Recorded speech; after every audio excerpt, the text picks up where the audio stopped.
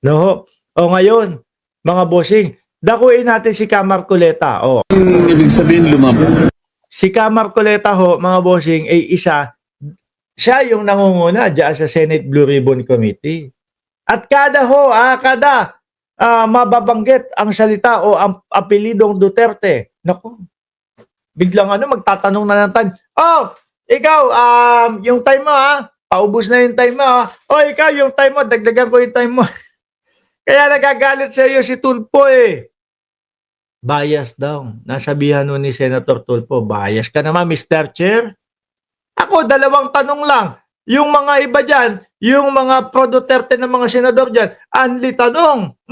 Only 5 minutes daw. Diba? Ngayon, ang sabi ho dito, ilang sangkot sa maanumalyang flood control project nasa ibang bansa na daw, sabi ni Marcoleta. Hindi kaya yung mga diskaya? Kasi ho ngayon, yung mga diskaya ho, ang humaharap na lang, yung spokesperson nila, yung lawyer nila. Diba? May hearing yata sa Kongreso, mga bossing. May hearing yata sa Kongreso yung mga diskaya, pero hindi umattend. Hindi umattend. Kaya nga ang sabi papadalhan ng subpoena yung mga diskaya. Hindi kaya yun yung binabanggit dito ni Marcoleta na may promise po sa atin to, mga kababayan. Huwag po natin kakalimutan. May promise po na 2,000 pababa ang inyong kuryente ay libre kapag siya ay nanalo. Ngayon mukhang siguro busy lang nakalimutan na pag-usapan. Ay hindi. Hindi pwedeng makalimutan kasi naglatag siya nung 10 pangunahin na gusto niyang mangyari eh. At ang unang-una doon tungkol ho sa kuryente. Kaya lang, hindi na yung libre 2,000. Tanggalin na lang daw po yung value added tax doon sa kuryente. Medyo iba. Siguro, dati alam pa ni Marcoleta na hindi niya kakayanin yung 2,000 pababa na kuryente ay libre. Pero syempre, dahil yun, dahil po election yun, kaya ang ginawa niya is, sige, kahit alam kong hindi ko kaya at kahit imposibleng mangyari, sabihin ko na din, baka ito yung ikapanalo ko. Di ba, Dante? Game. Ano ba yung sinasabi mo dyan na nakalabas na o nasa ibang bansa na yung ibang mga sangkot sa flood control project? Game. Hindi naman ibig sabihin lumabas dahil doon. Merong nandun sa ibang bansa. Doon na sa ibang bansa. Hindi, ito hindi ko lang alam kung yung nakita ko, may nakita kasi ako no? Hindi ko na kinuha Pero tingin ko lumang post na 'yon. No, yung mga diskaya nandoon sa Hanoi. Hanoi, no, doon sa Hanoi. Sabi ko, anong bansa ba yan? Hindi ko alam Pero tingin ko, mga luma na 'yon, no? Pero sabi nga ni Marcoleta, hindi ibig sabihin na lumabas ng bansa dahil doon sa pagtakas nila o dahil doon sa flood control project o doon sa mga ghost project kaya sila lumabas ng bansa, hindi daw dahil doon. Dahil po saan, sir? Malay mo, baka umuwi naman sila. Hindi ko naman sinabi na Baka umuwi? Baka bumalik ng Pilipinas. Akala ko baka umuwi doon sa kanilang bayan, sa bahay nila, doon sa ibang bansa, doon sa British. Hindi, may narinig ako. May isa akong narinig na tinatanong, Madam, may British passport po ba kayo? Madam, British ano po ba kayo? Citizen? May naalala akong ganun Yun ang pagkakaintindi ko, una, no? Na baka umuwi lang doon sa kanilang bansa. Kala ko, yun pala pagbalik sa ating bansa. Baka daw umuwi.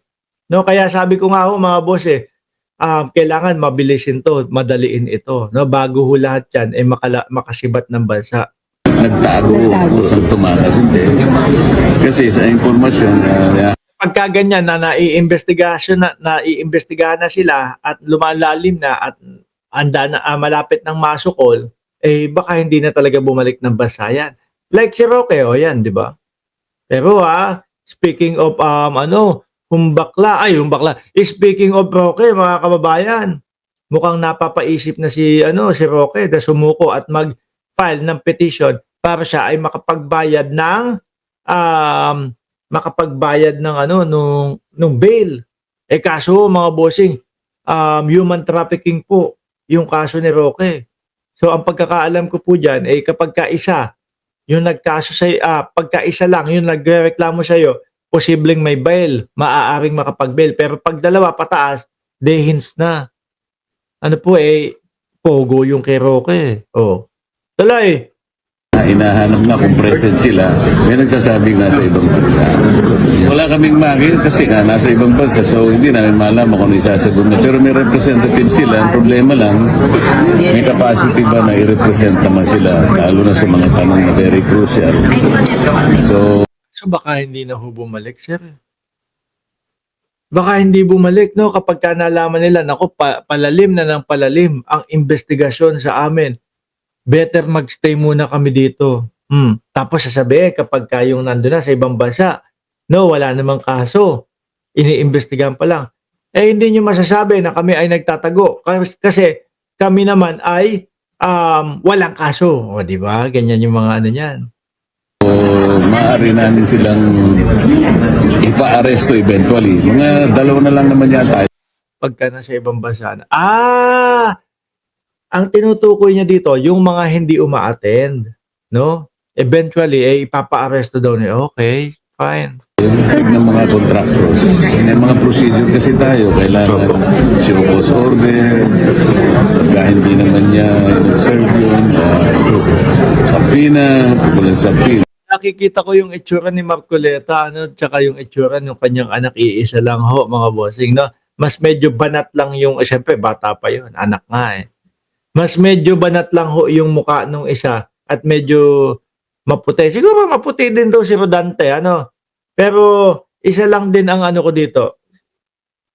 Isa lang din ang nakikita ko sa kanila, Parang nagpapalitan lang ba ito ng peluka? Tanong lang ho, sir, ha? Huwag naman kayo magagalit. Nako, sabi ni Ben Tulfo, pikon daw ho kayo. No, nagkakaso daw ho kayo doon sa mga bumabati ko sa inyo. Wag na. Tanong lang ho, sir. Hiraman po ba kayo nung nung anak nyo ng buhok? Hindi parehas kasi nung hate, parehas ho nung hibla, parehas ho nung nung pagkakagawa Mapipilitang nahuwaran. So, para naman hindi masabing masyado tayong mabalasik. Hindi naman yun ang ating ipakay. Ipakay natin, makatulong sila para mahanap natin ang maraming kasagutan sa maraming tanong. Baka kasi nandiyan yung mga hinahanap ninyong mga katanungan. Diyan mismo sa mga kapwa nyo senador. Kaya lang hindi nyo maimbestigahan. Kasi kayo mismo yung nag-iimbestiga. O paano nga naman yun? Diba? Kayo ang nag-iimbestiga. Pero may mga sangkot o may mga pangalan na nadadawit diyan sa mga senador ninyo. Baka diyan yung susi talaga. Na nakabaon sa baha. Sir, merong mga pillars, kaya lang, ang aking sinasabi, gusto ko munang makita yung extent ng kanilang sasabihin bago, kung wala namang bago, paano naman. So, yan, ang tanong, mapabalik pa kaya yun? Sasagutin lang kayo niyan, O sige, babalik kami dyan, pupunta kami dyan. A-attend kami ng hearing, sagutin mo, ganito, ganyan. Sagutin mo yung pamasahe ko, kailangan business class. Sagutin mo yung hotel ko kasi wala akong bahay dyan. Sagutin mo yung ganito. Sagutin mo yung mga bodyguard ko. Sagutin mo yung jet fuel si Kibuloy na yun. Di ba naalala nyo yung si Kibuloy nung pinapatawag sa hearing na Senado? Lahat gusto ipasagot. Sagutin pala ha.